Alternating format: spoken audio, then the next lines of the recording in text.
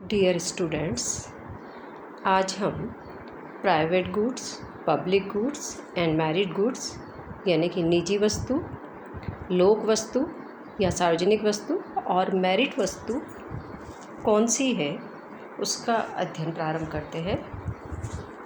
सार्वजनिक आवश्यकताएं वे आवश्यकताएं हैं जो बजट द्वारा प्रदत्त हैं और जो वस्तुएं इन आवश्यकताओं की पूर्ति करती है वे सार्वजनिक वस्तुएं कहलाती हैं। यह वस्तुएं उपयोगकर्ताओं को बिना मूल्य प्रदान की जाती है।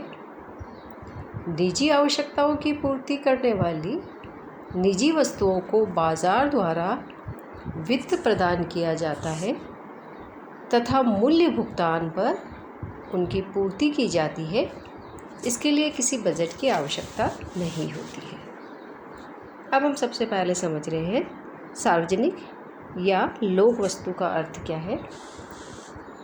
सार्वजनिक वस्तु से तात्पर्य उस वस्तु से है जिसका लाभ अविभाज्य होता है तथा संपूर्ण समाज को प्राप्त होता है, चाहे कोई खास व्यक्ति इस वस्तु का उपभोग करना चाहे या न चाहे।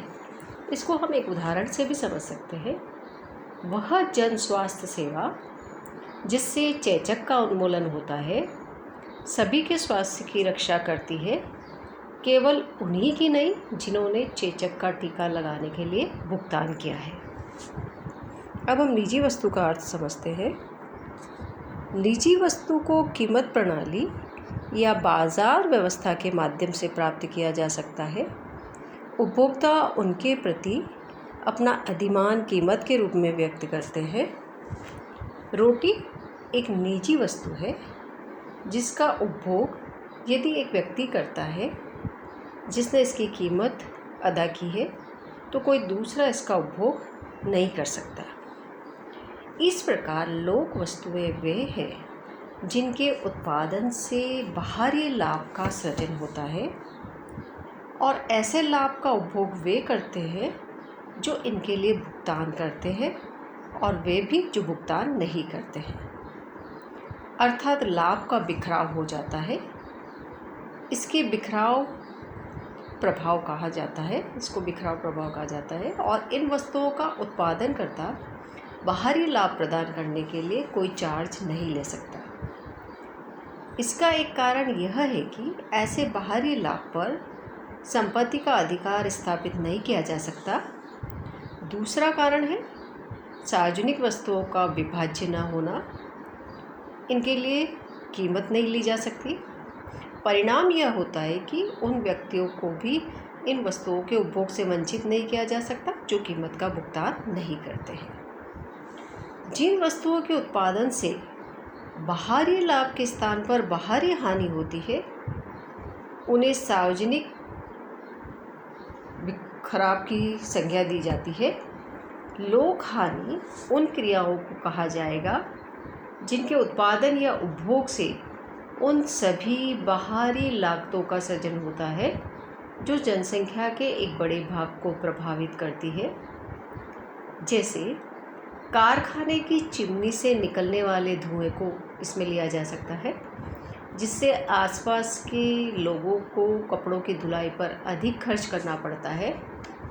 मिल मालिक खर्च में इस वृद्धि के लिए कोई क्षतिपूर्ति नहीं करते हैं। मसग्रेव ने निजी तथा लोक वस्तुओं के मध्य अंतर स्पष्ट करने के लिए दो आधारों को चुना है। पहला आधार है आवश्यकता के निर्धारण का आधार तथा आवश्यकता की प्रकृति। दूसरा है उपभोग में वर्जन तथा प्रतिद्वंद्विता की उपस्थिति या अनुपस्थिति। हम पहले समझ रहे हैं आवश्यकता के निर्धारण का आधार या आवश्यकता की किस्में। आवश्यकता की किस्मों के आधार पर निजी वस्तु तथा लोक वस्तु का अंतर किया जा सकता है। निजी वस्तु तथा दो तरह की लोक वस्तुओं को यहाँ पर देखा जा सकता है।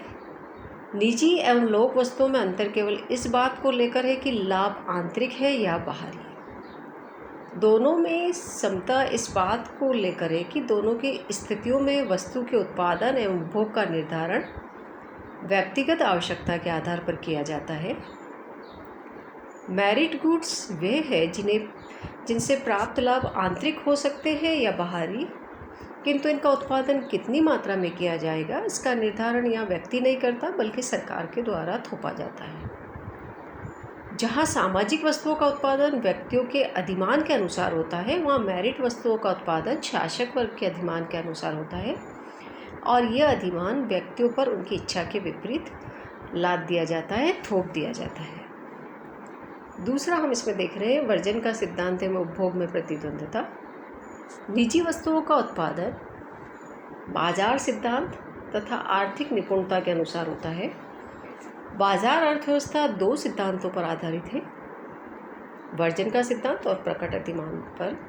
वर्जन के सिद्धांत के अनुसार केवल वे ही किसी वस्तु का उपभोग कर सकते हैं जो इसके लिए बाजार कीमत का भुगतान करते हैं। इस प्रकार ए व्यक्ति किसी वस्तु X का उपभोग करता है क्योंकि उसने इसे प्राप्त करने के लिए कीमत चुकाई है। बी व्यक्ति उसके उपभोग से वंचित रह जाता है क्योंकि उसने कीमत का भुगतान नहीं किया है। वर्जन के लिए यह आवश्यक है कि लोगों को संपत्ति पर कानूनी अधिकार प्राप्त हो। वर्जन के सिद्धांत के अंतर्गत बाजार नीलामी व्यवस्था की तरह कार्य करता है। उपभोक्ता वस्तु के लिए बोली लगाता है और इस प्रक्रिया में अपने अधिमान को प्रकट करता है। इससे उत्पादनकर्ता को ये संकेत मिलता है कि वह उन्हीं वस्तुओं का उत्पादन करे जिन्हें उपभोक्ता चाहते हैं। स्पष्ट होता है कि उपभोक्ता द्वारा दी गई जानकारी के आधार पर ही बाजार यंत्र क्रिया करता है। इन दो सिद्धांतों के आधार पर क्रिया करते हुए बाजार द्वारा निजी वस्तुओं का निपुण प्रावधान होता है क्योंकि इन वस्तुओं के लाभ उन्हीं उपभोक्ताओं को प्राप्त होते हैं जो इनके लिए कीमत का भुगतान करते हैं। दूसरे शब्दों में कहा जा सकता है लाभ आंतरिक होते हैं तथा उपभोग में प्रतिद्वंद्विता रहती है।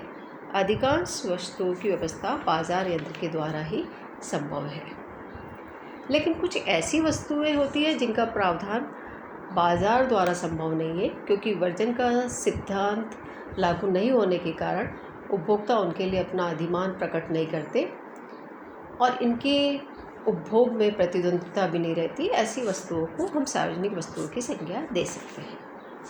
मेरिट वस्तुएं वे वस्तुएं हैं जिनसे प्राप्त लाभ आंतरिक हो सकते हैं या बाहरी, किंतु इनका उत्पादन कितनी मात्रा में किया जाएगा इसका निर्धारण व्यक्ति नहीं करता बल्कि सरकार के द्वारा थोपा जाता है। अतः जहाँ सामाजिक वस्तुओं का उत्पादन व्यक्तियों के अधिमान के अनुसार होता है, वहाँ मेरिट वस्तुओं का उत्पादन शासक वर्ग के अधिमान के अनुसार होता है और यह व्यक्तियों पर थोप दिया जाता है उनकी इच्छा के विपरीत। मेरिट वस्तु वह वस्तु है जिसका प्रावधान उस समय भी किया जाना चाहिए जब लोग उसकी मांग नहीं करते। इस वस्तु की अवधारणा का विकास मसग्रेव के द्वारा ही हुआ है। ललित कला के विकास के लिए सरकारी सहायता का आधार यही अवधारणा है। इसका प्रावधान सरकार द्वारा किया जाना चाहिए। यदि लोग इसकी लागत को वहन करने के लिए तैयार नहीं भी होते हैं, लेकिन वामोल तत्व का कहना है कि मेरिट वस्तु शब्द सामाजिक मूल्यांकन को औपचारिक जामा पहनाता है। ललित कला समाज के लिए उचित है, इसलिए इसे आर्थिक सहायता मिलनी चाहिए। मेरिट वस्तु सरकारी सहायता के लिए कोई वास्तविक औचित्य प्रस्तुत नहीं करती। अब हम देखते हैं निजी वस्तु और सार्वजनिक वस्तु में अंतर। सैमुएल्सन की परिभाषा के अनुसार लोक वस्तु को निम्न प्रकार से व्यक्त किया जा सकता है: कुल आपूर्ति इक्वल टू कुल मांग, GP equal to GI equal to GJ equal to GN. यहाँ पर जीपी सामाजिक वस्तु की कुल उत्पादित मात्रा है, जीआई इस वस्तु का उपभोग एक उपभोक्ता आई के द्वारा है, जीजे इस वस्तु का उपभोग अन्य उपभोक्ता जे के द्वारा है और जीएन उपभोक्ताओं की कुल संख्या है। लोक वस्तु का उत्पादन जी है तथा समाज में दो ही उपभोक्ता है, ए तथा B. G equal to G A equal to G B तथा जी ए यहाँ पर उपभोक्ता ए द्वारा जी वस्तु का उपभोग है और जी भी उपभोक्ता बी द्वारा जी का उपभोग है। यानी कि इस तथ्य को एक दूसरे से कितने सरल तरीके से भी व्यक्त किया है। यहाँ लोक वस्तु का कुल उत्पादन जी बताया गया है। समाज में दो उपभोक्ता हैं ए और बी, जो G equal to G A equal to G B बराबर मात्रा का उपभोग कर रहे हैं। जी ए इक्वल टू उपभोक्ता ए द्वारा जी का उपभोग है और जी बी इक्वल टू उपभोक्ता बी द्वारा जी का उपभोग है। इसके विपरीत निजी वस्तु का कुल उत्पादन विभिन्न उपभोक्ताओं द्वारा उपयोग की गई मात्रा का योग है। माना कि निजी वस्तु का कुल उत्पादन x है तथा समाज में दो उपभोक्ता हैं ए तथा B, x equal to X A plus X B. यहाँ पर एक्स ए उपभोक्ता ए द्वारा x का उपभोग है और x बी उपभोक्ता बी द्वारा x का उपभोग है। संतुलन की शर्त को निम्न प्रकार से व्यक्त किया जा सकता है। कुल आपूर्ति इक्वल टू कुल मांग, X P equal to sigma I raise to power N sigma X I है। यहाँ पर एक्स पी निजी वस्तु का कुल उत्पादन है और एक्स आई व्यक्तिगत उपभोक्ता की मांग है। आई से लगाकर एन उपभोक्ताओं की कुल संख्या है। यानी कि यहाँ पर जो वस्तु है वो टोटल आई उपभोक्ता से लेकर एन उपभोक्ता के मध्य विभाजित हो रही है, जहाँ एक्स पी निजी वस्तु का कुल उत्पादन है और एक्स आई व्यक्तिगत उपभोक्ता की मांग को बताया गया है। निजी वस्तु का व्यक्तिगत उपभोक्ताओं द्वारा पृथक उपभोग होता है क्योंकि इसे एन उपभोक्ताओं के मध्य विभाजित किया जा सकता है। अब हम निजी वस्तुओं की विशेषताएं देखते हैं। अभी हमने परिभाषा देखी, उसके आधार पर अब हम इनकी विशेषताएं देख रहे हैं। निजी वस्तु की जो पहली विशेषता है, निजी लागत होती है एवं लाभ होता है। निजी लागत एवं लाभ या उपभोग में प्रतिद्वंद्विता रहती है। परफेक्ट नॉलेज होता है, ज्ञान होता है। भुगतान एवं लाभ साथ साथ होता है। लाभ स्पष्ट रूप से दिखाई देता है। सार्वजनिक वस्तुओं की विशेषता है, बाहरी लागत एवं लाभ होता है। उपभोग में प्रतिद्वंद्विता की अनुपस्थिति होती है तथा इग्नोरेंस होती है। यहाँ पर भुगतान तथा लाभ यहाँ साथ साथ नहीं है, लाभ अस्पष्ट है। इस प्रकार आज हमने ये जाना सार्वजनिक वस्तुएं क्या है, निजी वस्तुएं क्या है और मेरिट वस्तुएं क्या है, उन दोनों के मध्य अंतर क्या है और उनकी विशेषताएं क्या है, इसको आज हमने समझा। धन्यवाद।